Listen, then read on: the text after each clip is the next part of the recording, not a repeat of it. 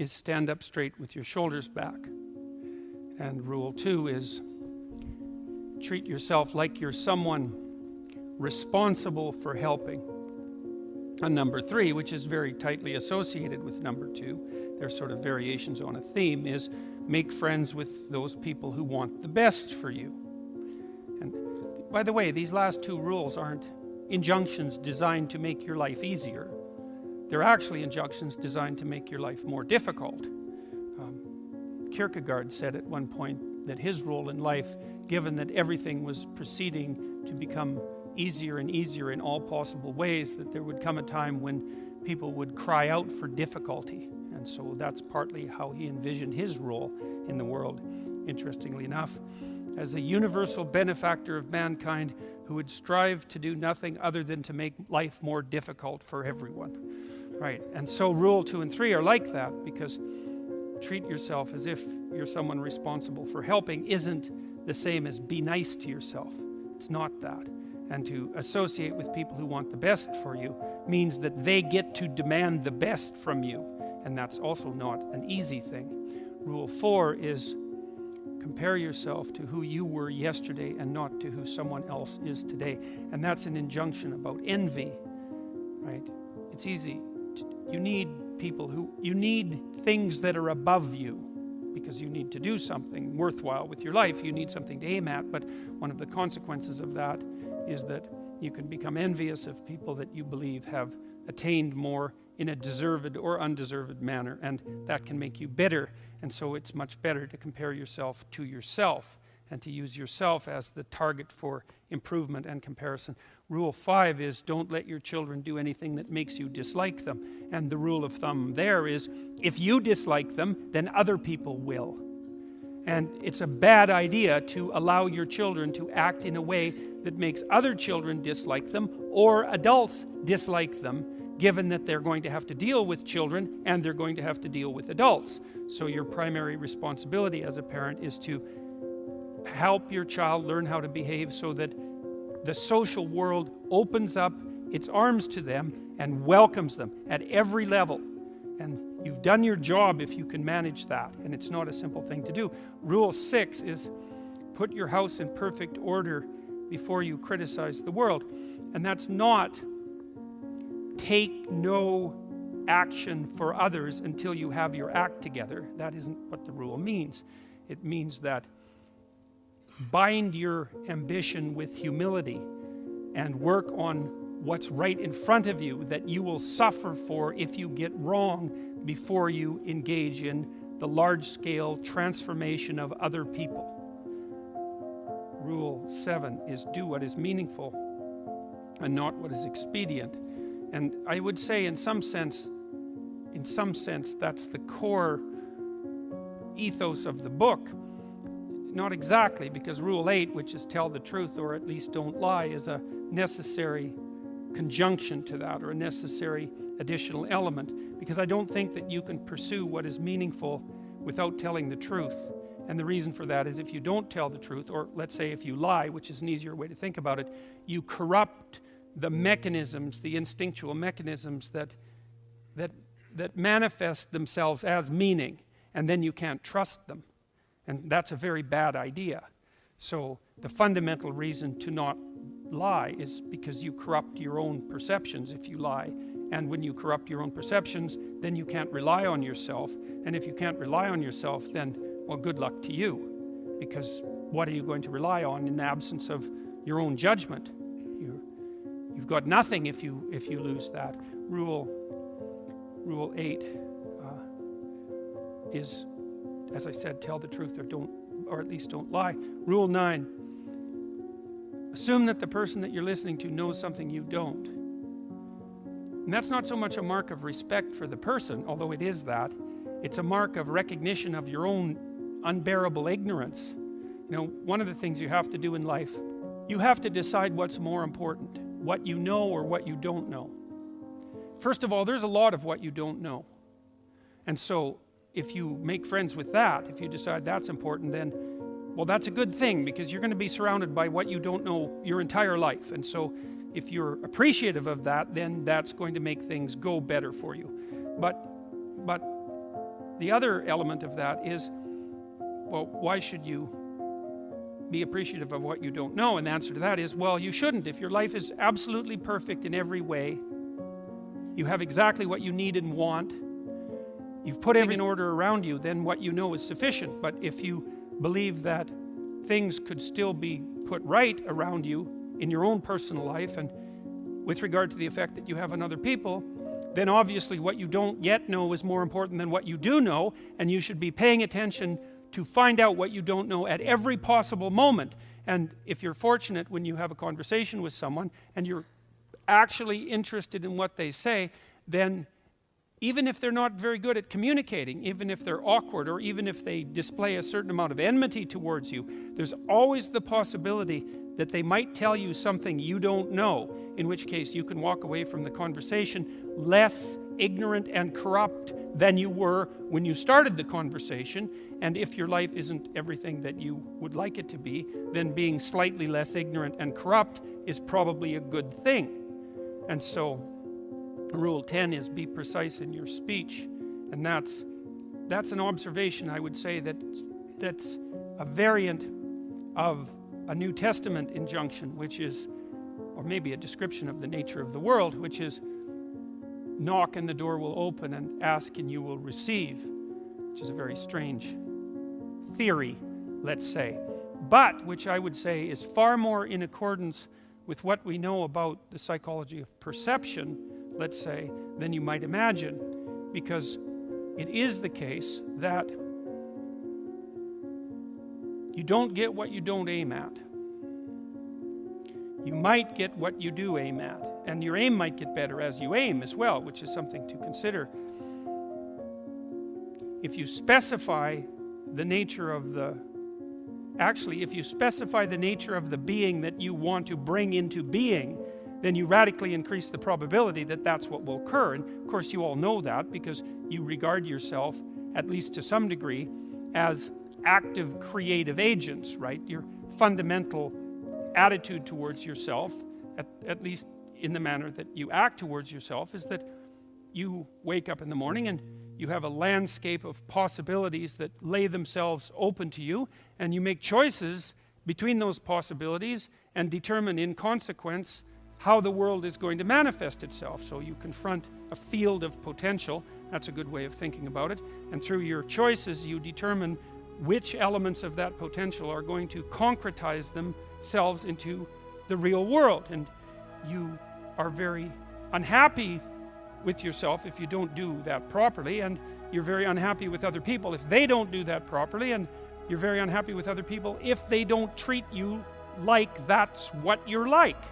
Because part of what you demand from people, let's say, in terms of sheer civility, is that they act towards you as if you're the locus of voluntary choice in a world of potential. And you upbraid each other for that as well. If you have children and parents, your parents will say to you, if you're fortunate, you're not living up to your potential, which is actually a compliment in a sense, even though it's also a judgment. And the compliment is, I know perfectly well that you could be more than you are. And you'll hang your head if you have any sense, and you'll think, like you think in relationship to your own conscience, that yes, I have a lot of potential that I'm not fully realizing, and that actually constitutes a transgression against the good. And I don't think I've ever met anyone who doesn't believe that. If you have a reasonable conversation with them, it just seems self-evident. I mean, maybe now and then you meet someone who's narcissistically self-satisfied, but then they're narcissistic, and that's not good. That as a medium to long-term strategy, that's a catastrophe. That ends in disaster. You know, it's a short-term, it protects people, but long-term, it's not good in the least. And of course, other people don't appreciate it as well. Rule 11 is don't bother children when they're skateboarding. And that's actually a discussion of courage, of encouragement, more specifically, because I've been trying to understand, for example, what role parents play in the lives of their children. And I would say this is a role that is of fundamental importance, as well as attempting to guide your children so that they act in a socially desirable manner, so that the world opens itself up to them. You also want to encourage them, which is not the same as sheltering them. It's not the same at all. And to encourage someone is to say something like, or to act out something like, look, kid, the world's already difficult, because the world isn't easy for children any more than it's easy for adults. The difficulties they're not the same. They're child-sized difficulties, but they're still difficulties. The world is a very hard place, and it's a bitter place in many ways. And it's not only a hard and bitter place, it's also touched with betrayal and malevolence. And that's the fundamental bottom line. But there's something in you that is capable of taking that full on and transcending it. And that's encouragement.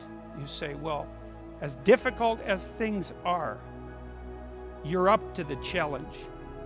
And to interfere with children when they're skateboarding, for example, when they're doing, let's say, inadvisably dangerous things, which kids of course do if they're skateboarding, to interfere with that is to interfere with the child's willingness to voluntarily expose themselves to the risks that they need to expose themselves to in order to develop the sort of competence that allows them to thrive in a world they cannot be sheltered from. And so to interfere with children when they're taking necessary risks is not love or empathy, but cowardice on the part of parents, and it's deeply damaging to children. And I can tell you, as a clinical psychologist, I've never had a client come to my office in all the hundreds of encounters I've had with people in my office. I've never had a client say, my parents made me too independent. Right, that hasn't happened once. Right, now, my parents made me too dependent, or I conspired with my parents to perpetuate my dependence. That happened all the time. So there's a rule of thumb which I think is a good one, which I believe is often applied in nursing homes by people who work in nursing homes, which is of course a very difficult job. And the rule is, do not do anything for anyone they can do for themselves. And the reason for that is that it's a form of theft, right? You don't, first of all, if you do something for someone and it facilitates their movement forward, then they moved forward because you helped them, which is something I was very careful about as a therapist. I don't want to give my clients advice. First, it might fail, in which case they are going to pay for my advice. And second, if it succeeds, then I get to be the successful one. And I don't want to steal the success from my clients. That's a bad idea. I want to help them figure out what it is that they should aim at, and then help plot out a strategy for attaining that. But I want to ensure that it's their destiny, not something I'm imposing. So one of the things you want to do with your partners, your spouse, your husband or wife, and also with your children, is to listen to them so that you can figure out what their problems are and figure out with them, because they're going to figure that out by communicating, and then perhaps aid them in the development of a strategy. But you have to ensure very carefully that you're not imposing your own structure in a manner that's going to steal from them what's rightfully theirs. So Rule 11 is an injunction to courage as the fundamental. Because you could say, well, what's the antidote to the catastrophe of life? And one answer might be safety.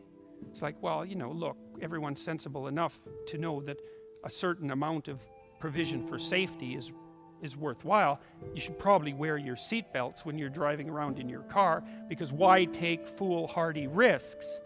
But given that there is no security in life, in the final analysis, then encouragement is a much better medication than sheltering.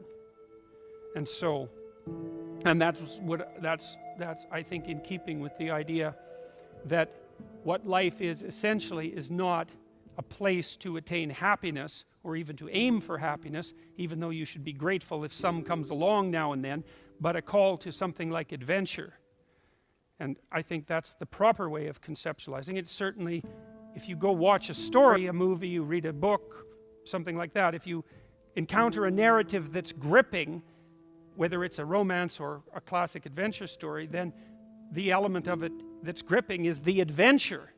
And so to portray life as an adventure in romance and in the world is the proper way to portray it. And the way that you facilitate the adventure is through encouragement. I had a client once, I really liked him. He was a good guy, he was a smart guy, good looking young guy, had everything going for him, you know. He was a good musician, he was a talented athlete, but he hadn't been encouraged, I wouldn't say. He told me about his relationship with his girlfriend. He said his girlfriend wanted to go biking around southern Ontario.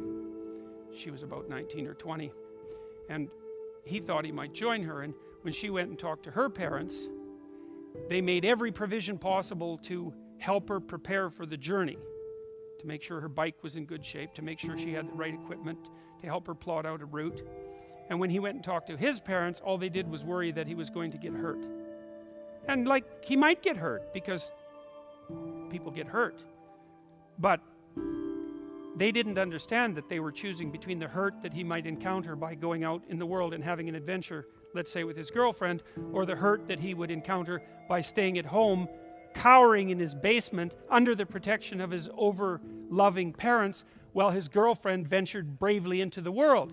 You think, well, which of those two things is most likely to be damaging? And the answer to that is, well, his parents wouldn't worry as much as if he was in the basement.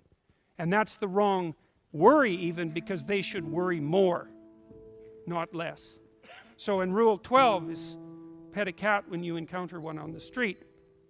And it's oddly enough, a meditation on fragility. It's a discussion of what you do when you don't know what to do, and that's really when things have gone badly for you, when you face a terrible tragedy in your own personal life, or in your familial life, or perhaps even in the life of your community, when things come crowding in at you too quickly. In the case of a death in the family, or a terrible illness, or the collapse of a dream, or any of the things that can flip your world upside down, is how do you cope with that? And that chapter contains a discussion of the necessity of narrowing your time frame, because sometimes the right way to look at the world is across years, and sometimes it's across months, and when things are more out of control, perhaps it's across days, and when you're really up against the wall, it's across hours or even minutes. And during those minutes, then you concentrate on doing as well as you can with what's right in front of you for the longest unit of time that you can tolerate, conceptualize it. Then you also take the time to appreciate everything you can that manifests itself, that allows itself to be appreciated.